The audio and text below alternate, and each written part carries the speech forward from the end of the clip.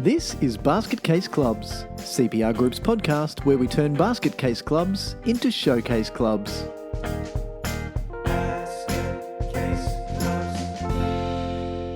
Hello everyone and welcome to another edition of Basket Case Clubs, CPR Group's podcast where we love talking about clubs that are or have been basket cases and what they've done to get out of it and become showcase clubs instead. Joining me as usual is my favourite brother with whom I work. I can't say favourite brother. I'm gonna have to put a condition on it just in case somebody else is listening. And there are lots of us. Anyway, welcome, Steve. G'day, Mick. Great to be back and talking about more topics that, shape basket case and showcase clubs. This is a topic this week that certainly gets the discussion started, and I know that you've had quite a bit of engagement on social media, which is great to see the different ways that people think about the value proposition of sports clubs. Yeah, and look, this is something that I don't remember when the idea of the actually defining the level of service that a club offers came about, but it was just because we've done so much teaching about this sort of stuff, and it's very easy to think the old way, to think a way that we've just been taught to think.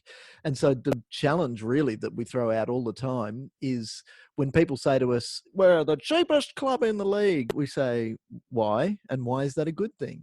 So it's about trying to not only define that a club has a cost basis, but it's to get them to really understand that there's always a value that goes along with that. Yep. Nevertheless, even if we, just momentarily focus on the cost consideration, it's fascinating how common it is to see or hear a management committee talk about the fact that, we've got all these costs and we need to keep running our club and we need to stay afloat, but we've really got to keep the cost of participation down.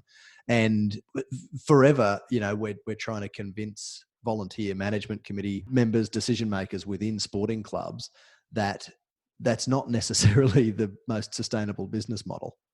And that's exactly the business model point that a lot of them miss. Hey. Yep. And so often when we see clubs that are keeping their costs artificially low, are focusing on or are achieving those low fees by throwing a whole heap of time and resources on the part of just a few volunteers who spend a whole heap of time from week to week generating funds in ways other than membership fees to cover the cost of participating for the people who are too slack to help out. Maybe, yep. And before we get too deep into the discussion, I think it's important to preface it, and this was certainly something that came up in the responses to my pieces on social media, is by no means are we advocating for sport to be inaccessible or elitist. Yep.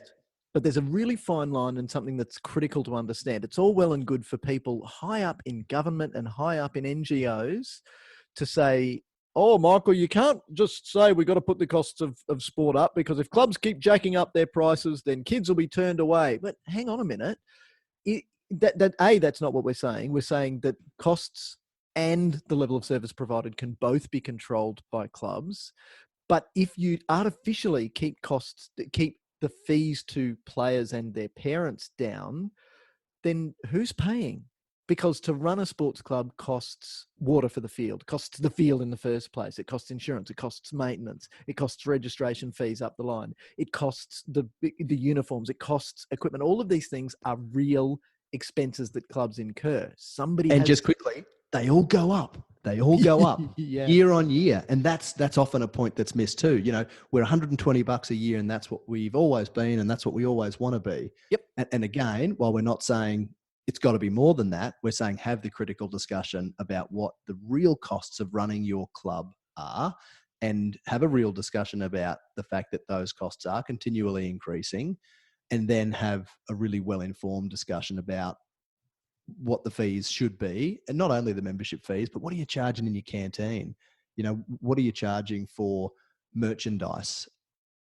What are the fees? What are the costs that you're charging members to purchase products or services from your club, and to have that discussion in a more business-like manner than we typically see in your common sporting club. Yeah, and jump to the end of it. If you then choose to keep your fees down, that's fine, but you're doing it with a strategic intent. You're not doing it just because Yes. that's the costs that you inherited from the outgoing committee when you took over. And then you're complementing that informed decision with strategies for generating funds in other ways. Yeah. I had this discussion only yesterday with somebody from a state sports association here in Queensland. And the discussion went around some sports that are, let's say we're in the order of a couple of $100 for a season for junior sport. And some parents are complaining about that. And the irony is that these are exactly the same parents who on Friday night went out with their family and their friends and spent more than $200 at a restaurant or a pub, and then complain about a full season of sport. Look at the touch points. How often are your kids on the field or on the court or on the track or in the pool for what you're paying? And then judge it based on that in comparison to what you're paying in every other aspect of your life that you don't think to complain about. And the other thing is that it's never just make the shift like that. It's not just a one-off, let's increase our prices. That's not what we're saying. It's about having a strategic understanding of how you're setting your fees based on the level of service that you're providing for your members. Yeah, I think you touched on a really important point just then when you mentioned everything else that costs money in people's lives. And I think that this points to the fact that in community, volunteer delivered sport, a lot of the time we have a situation where the mindset is the people who deliver this activity, run this club, are not being paid. They're volunteers. Therefore, and maybe the club is accessing its sporting facilities at a discounted rate from our local council or other lessor. Therefore, my participation in this sport with this organisation should be cheap. Whether people articulate it that clearly or consciously in their mind or not, I'm confident, given my experiences in discussions that I've had with volunteers, that that is a common mindset that people have and that is really difficult to challenge. And then when you throw into the mix the fact that when you go and buy a $5.50 coffee, that doesn't seem expensive because you've always paid about that for a cup of coffee at your local cafe.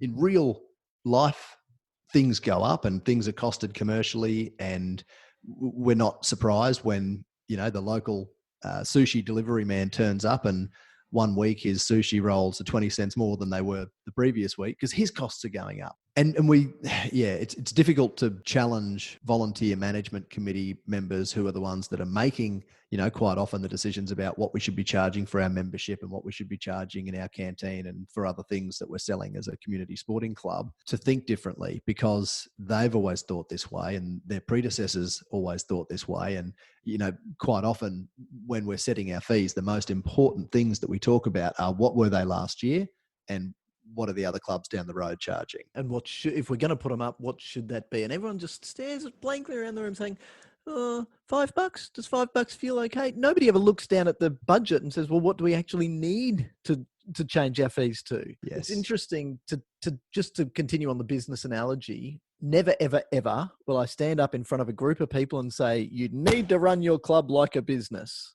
And people go, oh, that's lovely. This lovely young man, he really understands us. He gets us. He understands that we're all volunteers and we shouldn't have to make money. And besides, we're not for profit, so we can't make money anyway. I'm so glad this young man understands us. I'm chuckling to myself. I say, nope, that's not why I say it. I don't say you have to run your club like a business because it's a dumb thing to say. Clubs are businesses. It's just the structure of our business is not for profit. It's still business. Not for profit doesn't mean you're not allowed to or you shouldn't make money. You need to make money to be able to be here next time around. Sport in Australia, now this will change obviously once we get through the COVID blip of whatever it happens to get into the recovery. But it was, the latest figures say $13 billion a year, billion with a B, in Australia from sport. That's a lot of money.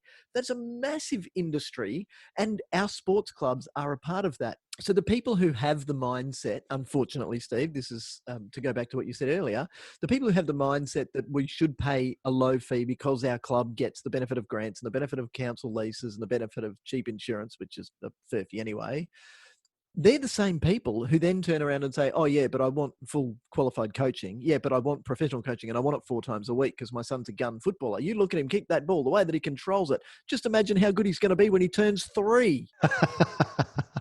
You know the sport and you know the people. You probably know the people that I'm talking about as well. So it's about having a really clear understanding about where it is that you sit on what we call the level of service graph. So the graph, look, if you're interested, I encourage you to go and have a look at the article. It is interesting, and it is a really fun and enlightening exercise to go through, but it's all based on feeling. So the way that I run the exercise is to ask groups to think about how good they are. What is the level of service that they're providing? So down low on the y-axis would be, look, we're pretty ordinary. We've got dirty facilities, the field's no good, the coaching ain't up to scratch. People aren't friendly. The food in the canteen's not healthy. The place hasn't changed much since 1974. And that's a low level of service. But there are very few clubs who feel, especially when we're talking to committee members, there are very few who think that that's where they sit now. They've all worked really hard to literally to pull out paintbrushes and rollers themselves to paint the clubhouse, to do the line marking, to put the post pads up, to make sure that they've got the grants to get new facilities, to get new equipment, and they're putting in hour after hour after hour. And sometimes, Steve, you and I both know people who do more time in their volunteer lives than they do in their full-time work lives. Yeah, well, they spend a lot of their work time doing volunteer work.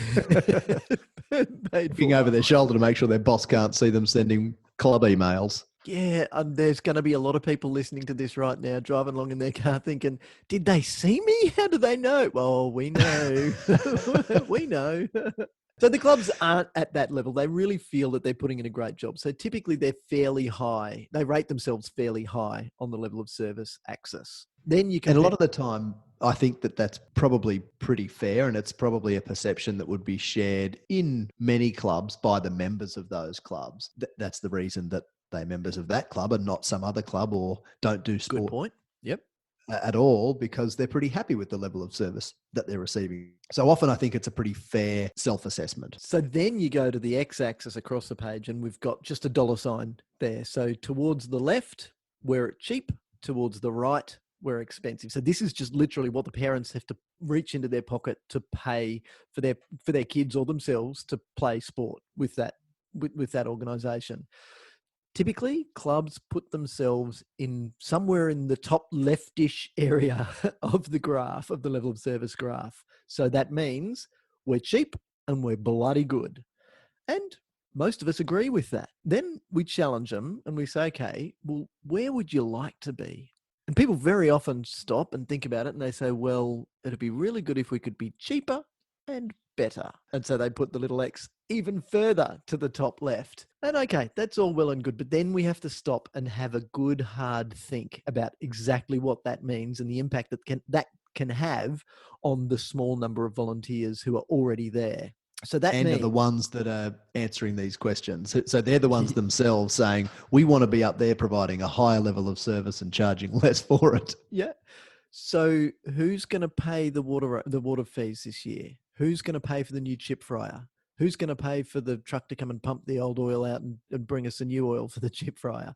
Who's going to pay for the line marking machine? Who's going to pay for the line marking paint? You know, the list goes on. And we've got the sports budget that will tell you exactly what that is. And you've all been in sport long enough to know how long that list is. And I think really importantly is the fact that we're talking about maintaining viability of this organisation. So we're talking about wanting to ensure that this organisation is able to continue to provide, let's agree that this organisation X provides a great level of service. And the committee members think so, and the members of the organisation think so, the ones receiving the service. What we're talking about doing is ensuring sustainability so that can continue to happen. And if we're talking about charging less of that great service delivery, then we're putting into real jeopardy our ability to be able to provide that high level of service for the long term. Yeah, or even to be here next year. Or even next year, yeah. Yeah, when you build a business model around that small number of volunteers who at the moment are prepared to do everything, what happens when they go and somebody else isn't prepared to do the everything that they are doing? Are they feeling that they have to do everything because nobody else will step up? And will nobody else step up because they see them doing everything? And A, well, she's got it covered. And B, there's no way I want to do everything, so I just won't do anything. Yes, you see that person or those few people running around ridiculously busy, run off their feet. No one's going to stick their hand up to take those roles on. But when we then talk to the clubs who have put themselves towards the top left in the graph, we say, what about those people? And you alluded to them before, the people who complain about the fees. These are the same people who turn up 5 minutes before game time deliberately so that they won't be asked to help. Say at an AFL club, for instance, they're the ones who park their cars around the other side of the oval so that they won't be asked to buy something from the canteen. They won't be asked to buy a raffle ticket. They won't be asked to sell a raffle ticket. And they won't be asked to do any work. Oh, and by the way, I can sneak in my own booze to have a Sharpie on the other side of the field. These are the same people that we are trying to keep our fees down for. So while we work extra hours to do the work that other volunteers won't do, sure, we get to pay a little bit less when our fees fall due, just like everybody else, but we're doing it for them. There's no nice word for those people who are just sponging off the people who are giving up their time. I like that word. Let's call them sponges. Sponges. Yeah, they just sponge off them. They just I call them slackers, but I prefer sponges. Give me all of your goodness. Give me all of the work that you do. Don't make me pay for it, and I'm going to complain about it. And when the fees come in, well, where does all of this bloody money go? I had to pay $200 for this year. And okay, we only got 26 weeks of season plus 2 trainings a week. Divide it up, mate. That you mentioned a cup of coffee costing $5.50 before. We're already at less than $5 a touch point here.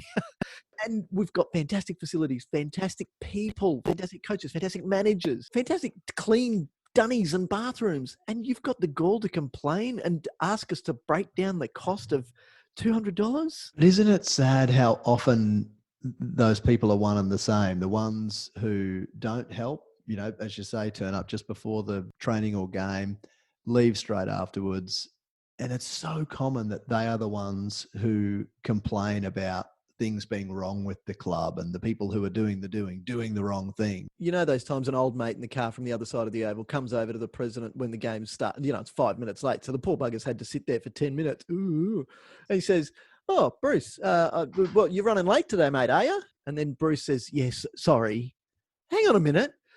Instead of saying sorry, what this dude on the other side of the field doesn't know is that Bruce is one of the how many people on this in this working group, the STP, the same 10 people or the same 3 people. There's a small group of people in this club, like most clubs, that do absolutely everything. Bruce is one of those people, but a few of the others are all members of the same family. And maybe there's been a death in the family down in COVID-stricken Victoria somewhere, and they're all down for a funeral. And Bruce is left on his own. Now, he's been there since 5 a.m. He normally gets there at 7, but knowing that he was going to be on his own, he's been there since 5. And this dude's got the gall to wander over from his car on the other side of the field and say to Bruce, oh, you're running late today, are you? And then poor Bruce to feel like he's in a position where he has to say, sorry? Don't say sorry.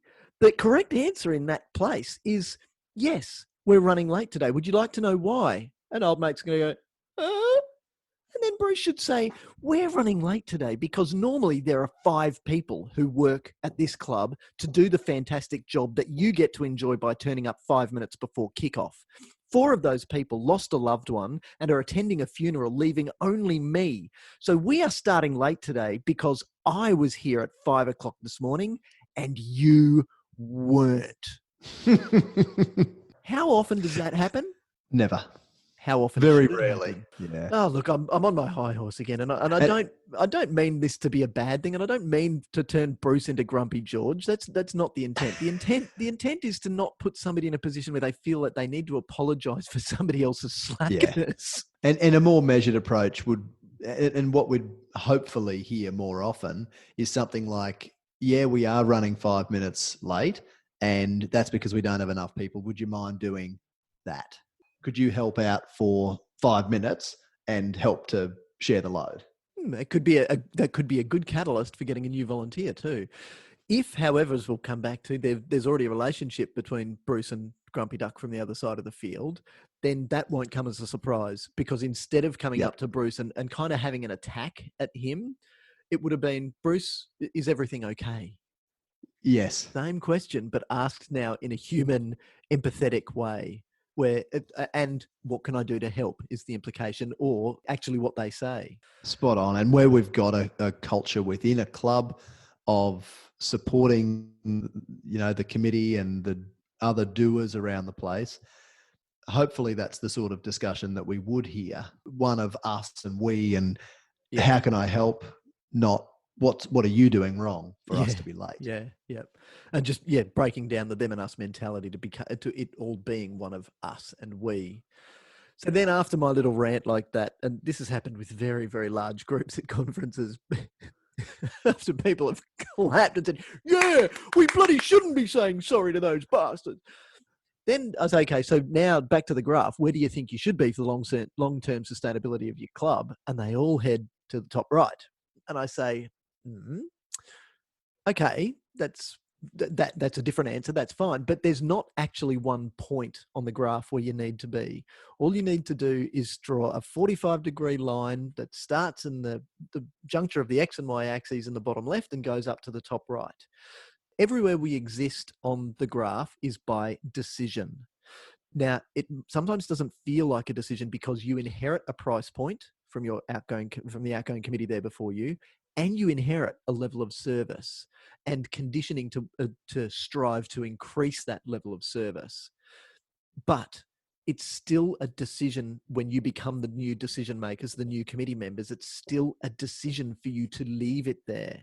So you can never complain about having to do too much work, because at some point you have decided to accept that work as the volunteer.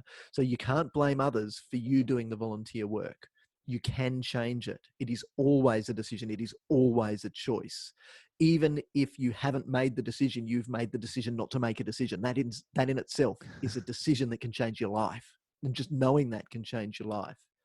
So where you should be on the graph is somewhere along that 45-degree level of service continuum. And I love the word continuum because it's got two U's in it. So if we live in a place like Thargomindah, for instance, and for those of you who don't know where Thargomindah is, it's near Cunnamulla. But there's kind of nothing near Thargomindah. It's still a few hours drive, but some cool bush out there. And then let's say there's not a lot of money floating around in Thargomindah because council spent it all on those great big cool touchscreen TVs in the community centre. So if there's not a lot of money floating around, you as the committee can choose to set your price point low. So you're towards the left end of the X-axis. You then start there and draw a line from there up to the 45-degree level of service continuum, and then across to the Y-axis from there to show you where you should set your level of service. If it is above that already, then you can, over time, slowly withdraw the input that the small number of people are doing. And if other people still want the level of service to be higher, then they will buy in themselves, but they'll be buying in because they want to. They won't want to see you hurt. So you can control the level of service. If then you get the grumpy parents who say, look at my son, he's going to be the next Timmy Kale. If they're the ones who are demanding the higher level of service, of course, we can jack that level of service up. But then we start on the Y-axis and draw a line across to the level of service continuum and then down to the cost axis on the X-axis and set our price there. The beauty of this exercise is that one club, one sport can be at multiple points on the continuum at once. And most clubs are like this. Already, if there's a different fee structure for juniors than seniors, that's because they get different things. There's a higher level of coaching. We pay our senior coach. So that means that we need to recoup those costs. So then when we're on charging those costs to the senior teams, that makes perfect sense. So you don't need to put your chips down on only one place. But when you get, so to get back to the discussion about affordability, that kind of, every time it comes up, I think, okay, well, do I have this right? But I still don't think there is any other way for a community grassroots sport to be successful in this country without us having brilliant community grassroots sports businesses. As soon as that happens, as soon as they've got that mindset right, as soon as they know that they are in control, if they choose knowingly and openly to control their level of service and control their costs to get people into the sport, or to even have, this is the, would you like fries with that? Because the fries and the post-mix soft drink are really cheap for us. So if we add them as the bonuses, it's not actually costing us a lot more, but it increases the sense of value among our customers. Then they're going to buy in emotionally to what they're getting, and then they're going to be on board. And then they can stay. And then as the price creeps up, as they creep up, they are used to it and they can see that that's the journey. But in the interest of keeping sport accessible and to make this transparent, whatever you do, don't jump down or across straight away. Don't jump. If your level of service is up in the top left, don't do it in one season to just go, oh, well, now we're going to be crap. Oh, now we're going to be really expensive.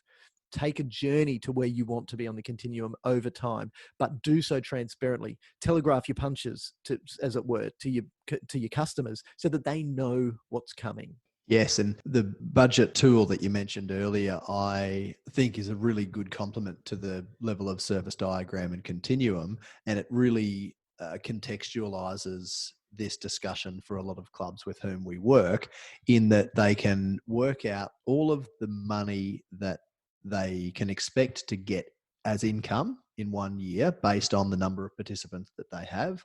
They can then calculate all of the expenses that they expect they will have to be able to provide their service to their service recipients, members, customers, visitors, and so on.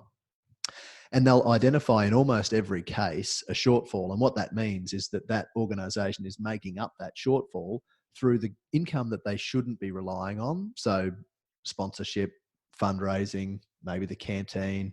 We always keep grants completely separate because grants are project-based. But that shortfall then should inform that discussion. And again, a club will, only last week, a club got a shortfall of about $150. And they said, oh, does that mean that we need to put our fees up $150? And of course, I asked them a question, how popular do you think that would be? And unsurprisingly, the answer was not very. Yeah. So again, they can't just instantly, as you say, jump to the right on the x-axis and increase their fees to ensure that they, meet the level of service at the continuum. But it needs to be a multifaceted discussion which considers, yes, it's probably time for us to talk about increasing our fees and to bring our fees up to a level that are more in line with the guaranteed expenses that we have associated with running this club and giving these people an opportunity to play this sport here. But it's also a really good reminder of the importance of the other areas of income, the stuff that we shouldn't be relying upon. And I love your nod to the do you want fries with that, because not enough clubs capitalize sufficiently on the opportunities that their canteen presents. And, we're often talking with clubs about opportunities for better capitalizing and more eskies to sell cans of drink from, the esky and taking the product to the customer rather than relying on them to come to the canteen. But it's a really good reminder to talk about, okay, well, this is a business and the business has multiple revenue streams. We've got our membership fees and, we've got the coaching fees and the gate takings, but what are the other revenue streams and how can we be better capitalizing on those? And I think that this is where we increase or broaden this discussion and say, we're not just talking about increasing your membership fees, but we're talking about considering that your business, that your club is a business, and you should, as a management committee, be having all, the same sorts of discussions at your board table about capitalizing on the opportunities of, generating income that are presented to you. You've got a captive market every Saturday who are at your club.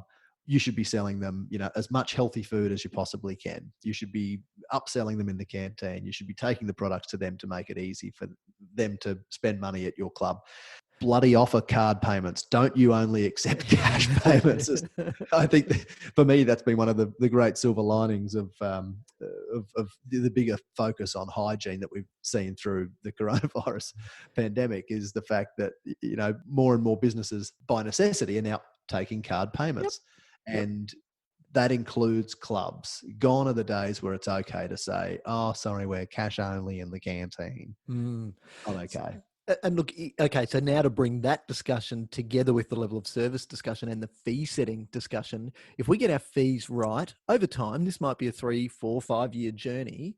But once we get our fees right and what we're charging, the cost of participation covers our costs for their participation, then all of the money that you make from the canteen, all of the money that you make from selling sausages, chocolates, raffle tickets, sponsorship, all goes into growth. And because Yes. not-for-profit means that we can't take dividends, at some point, all of that money is going to get spent on us giving better level of service to our customers. So it Yes. becomes a no-brainer. Yep. So I'd love to round out the discussion to tell you one quick story about a young bloke who is a parent at a rugby league club. And it's one of those rough rugby league clubs, you know, the type where this was one where the year before we got involved, there was an AGM that still goes down in history. It was a notorious AGM where they said if there were knives on the table, there would have been blood on the floor. The police were called to an AGM. Anyway, so this young guy, he sat there and he really wasn't interested in governance stuff. You know, he was obviously a player and a coach, and he resided in the operations world of this rugby league club. And he kind of sat there a bit smarmy and sitting there picking on everything, you know, but passively, not really actively. But then the words of wisdom that came at the end of the session when we had run the budgeting exercise and we'd run the level of service exercise, and he just slowly looked up and he said, not to me, but to the rest of the committee, so you're telling me that I've been selling sausages to pay for some other kid's socks? And that was it. And then he got it.